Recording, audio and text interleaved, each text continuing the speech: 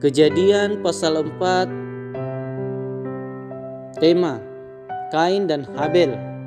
Ayat 1. Kemudian manusia itu bersetubuh dengan Hawa, istrinya, dan mengandunglah perempuan itu, lalu melahirkan Kain.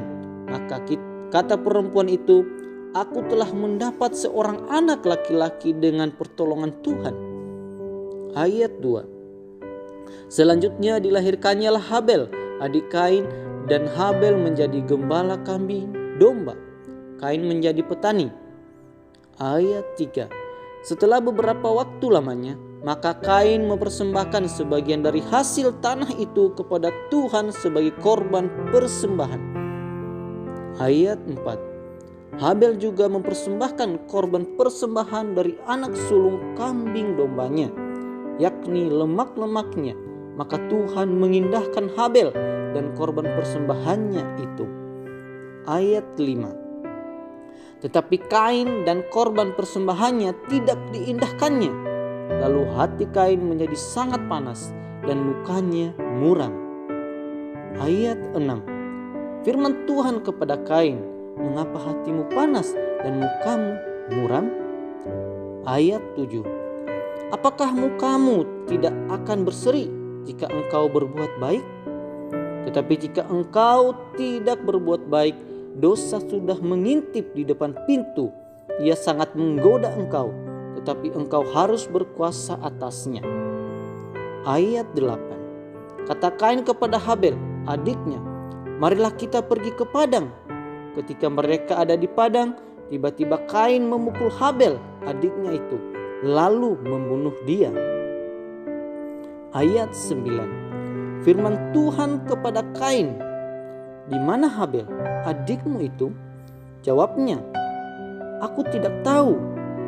Apakah aku penjaga adikku?" Ayat 10. Firman-Nya, "Apakah yang telah kau perbuat ini?" "Darah adikmu itu berteriak kepadaku dari tanah." Ayat 11.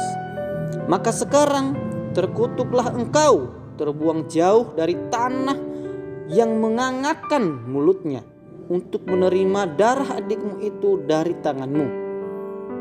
Ayat 12. "Apabila engkau mengusahakan tanah itu, maka tanah itu tidak akan memberikan hasil sepenuhnya lagi kepadamu.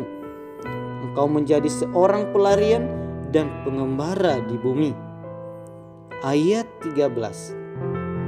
Kata Kain kepada Tuhan, "Hukumanku itu lebih besar daripada yang dapat kutanggung."